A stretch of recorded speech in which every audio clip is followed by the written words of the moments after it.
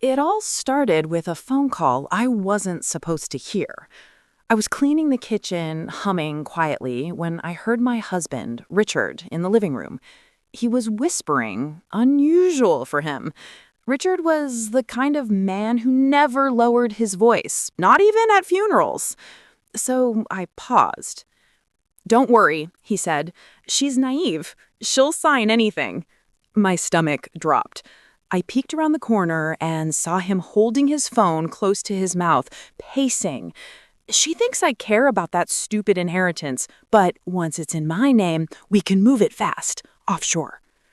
I stood there frozen, dish towel still in my hand, my heart beating in my throat. For the last 40 years, Richard had been my husband. We had built a life, raised 2 children, and buried one. We had suffered. We had loved. Or so I thought.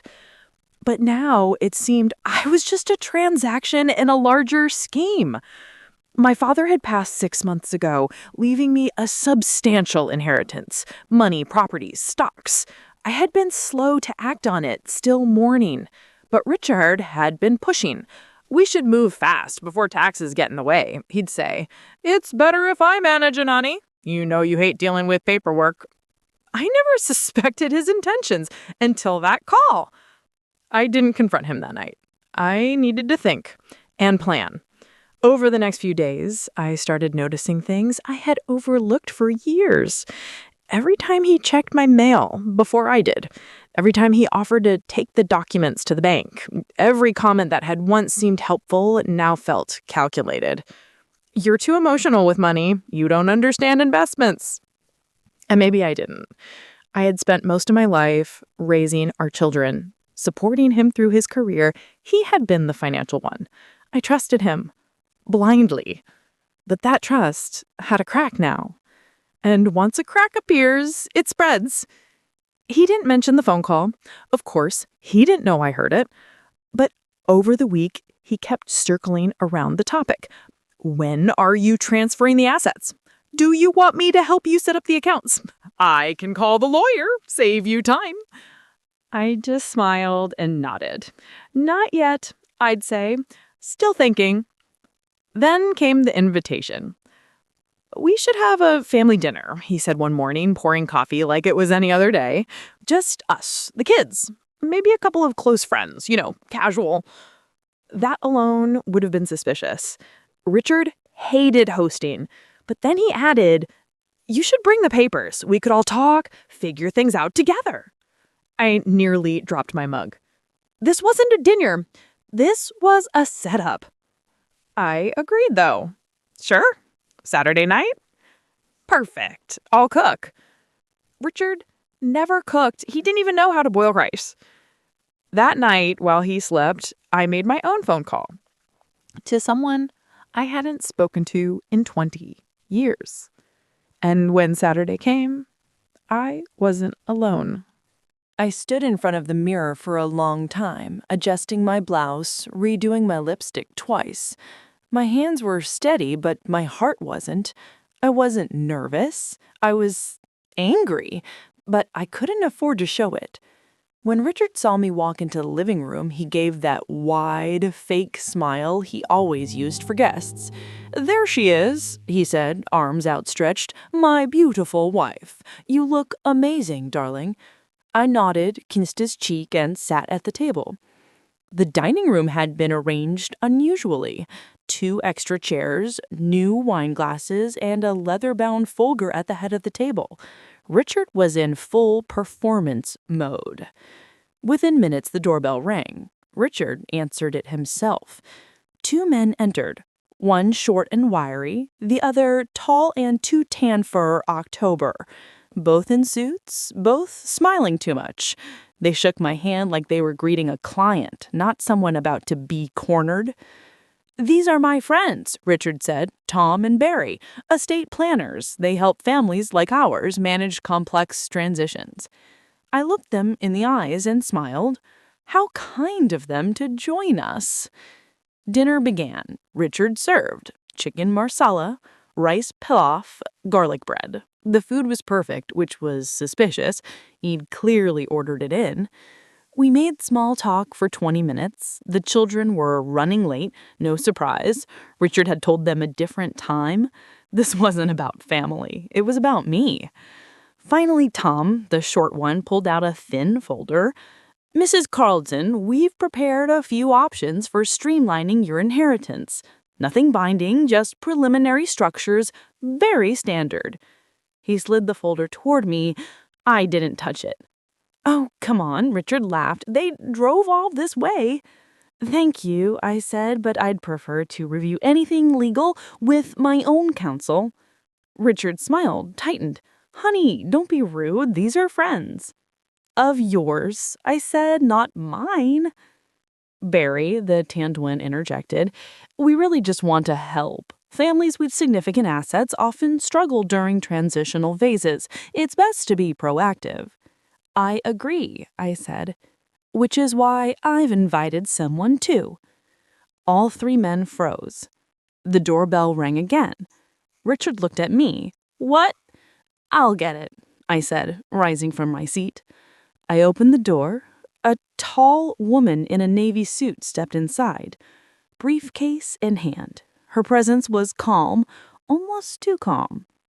Gentlemen, I said, meet my attorney, Miss Morales. She nodded to each of them, then placed a thick folder on the table. I've reviewed the trust, the will, and every transfer attempt initiated under your name, Mr. Carlton. Some of them are questionable. Richard's face went blank.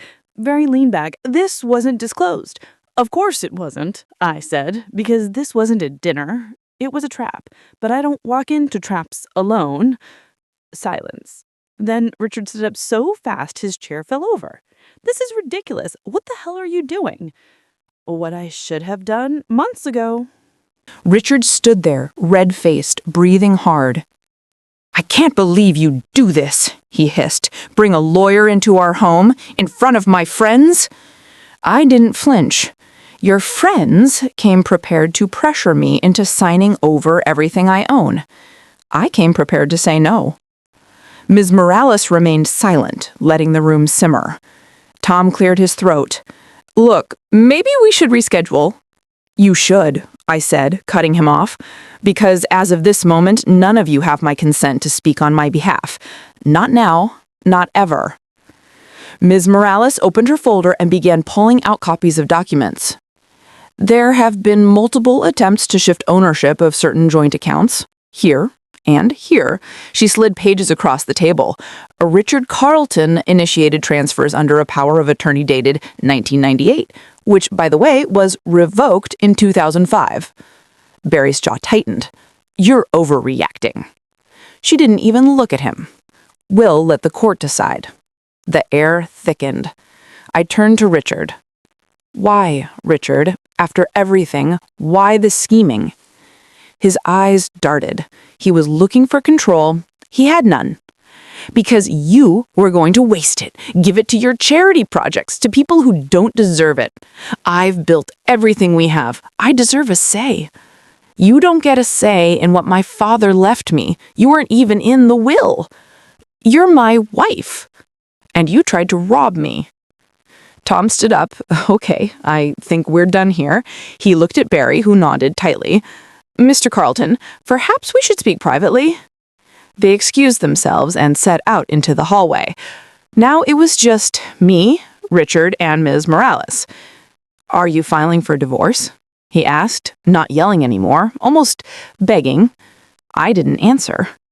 I made a mistake. I thought you'd just go along with it.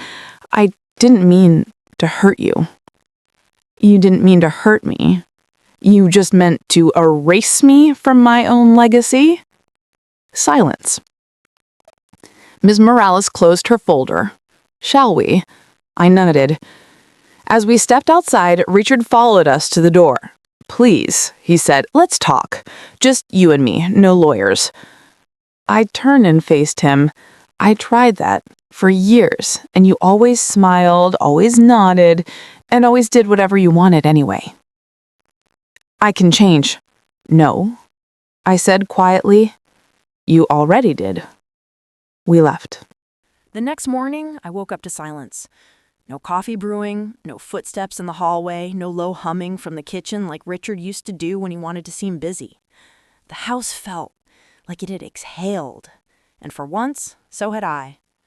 I moved through the house slowly, deliberately, as if it no longer belonged to us, but to me alone. The pictures on the wall of our family, birthdays, graduations, vacations, looked different now.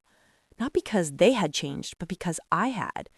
They were no longer warm memories. They were evidence of a life I had believed in more than he ever did.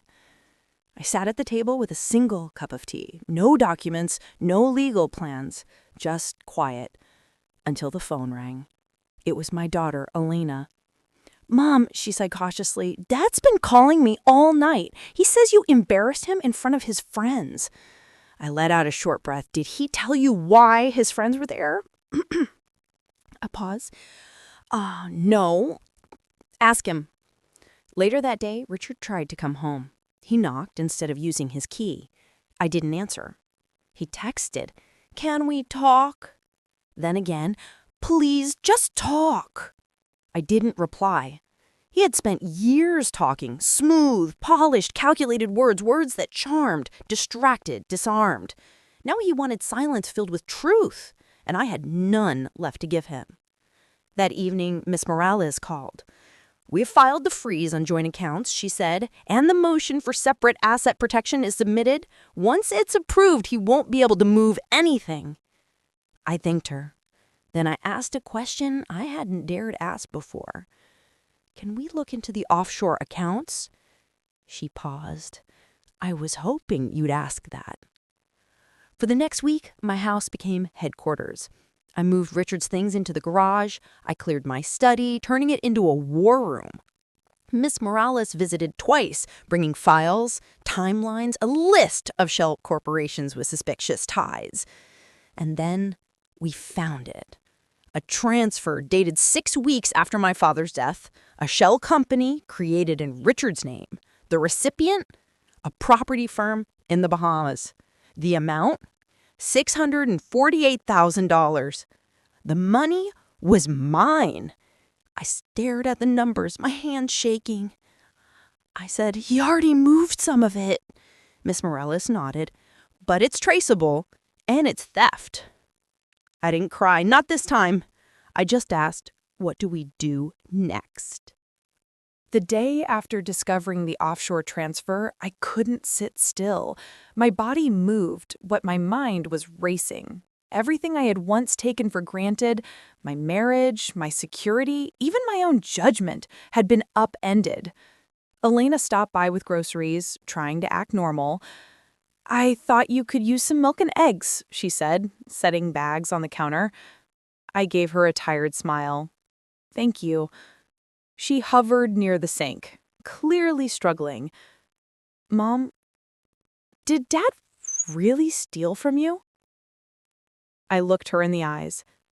"Yes." Her shoulders dropped. "He said you were overreacting, that you've been listening to bad advice. That's what guilty people say when their schemes collapse." She sat beside me at the kitchen table. "What happens now?" "Now," I said, "we go to court." The following weeks were a storm of preparation. Miss Morales and her team moved like clockwork, collecting evidence, notarizing affidavits, pulling banking records, subpoenaing shell company registries. I gave them everything I had: notes, voicemails, even emails I had once ignored. We discovered more transfers, smaller ones, 5, 10,000 at a time, spread out over months, all disguised as household expenses or maintenance work on a non-existent cabin upstate. But the most damning evidence came from a name I didn't recognize. A woman, 38 years old, listed as an independent contractor, paid out of our joint business account. Her name appeared 4 times. Each entry marked consulting fee. Total amount? $42,000. I asked Morales, "Who is she?" She nodded to her associate. "We're finding out." The next week, I got the answer. Not from Morales, but from Elena. She showed up unannounced, holding her phone with shaking hands. "Mom." I just saw her. "Who?" "The woman from Dad's payments.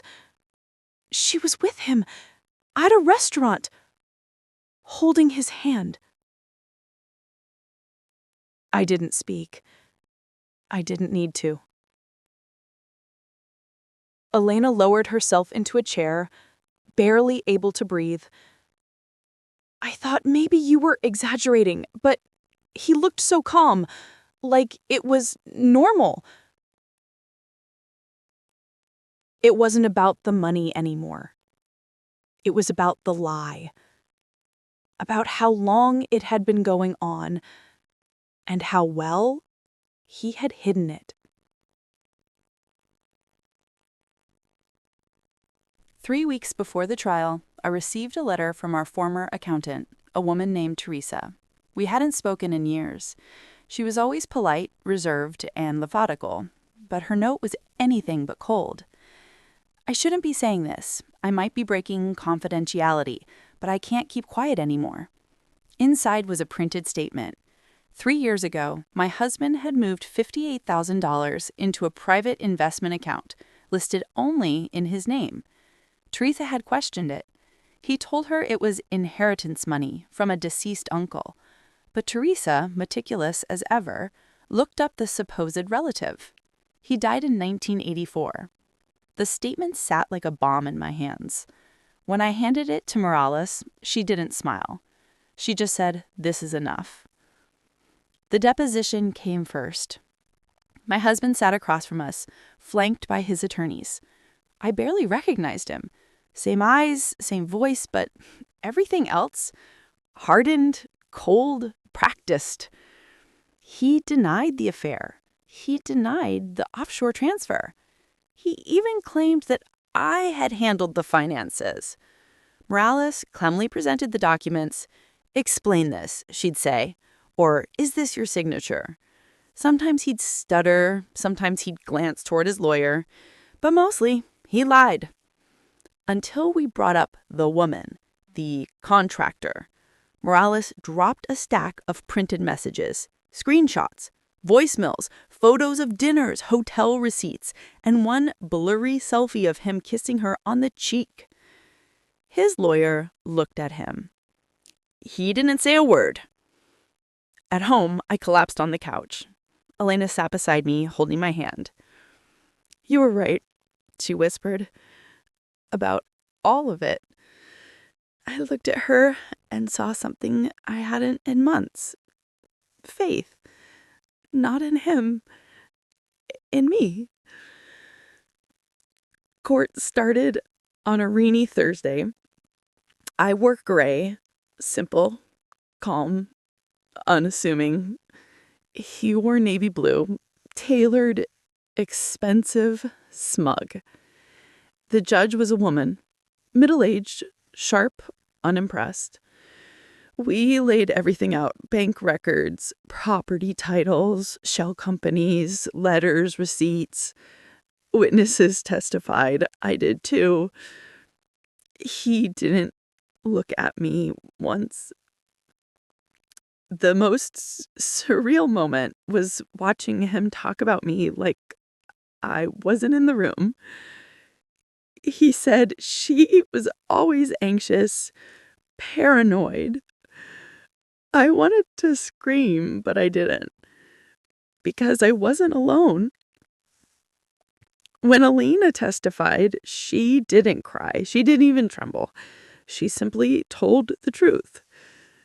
He told me Mom was unstable, that she was spending too much, accusing him without proof.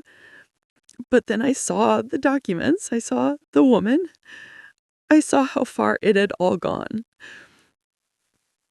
Her voice cracked only once, but what scared me most was how easy it was for him to lie.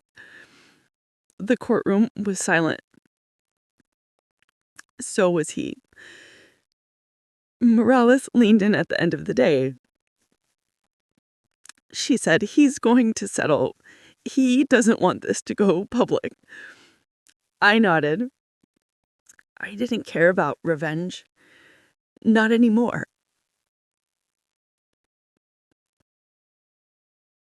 I just wanted peace.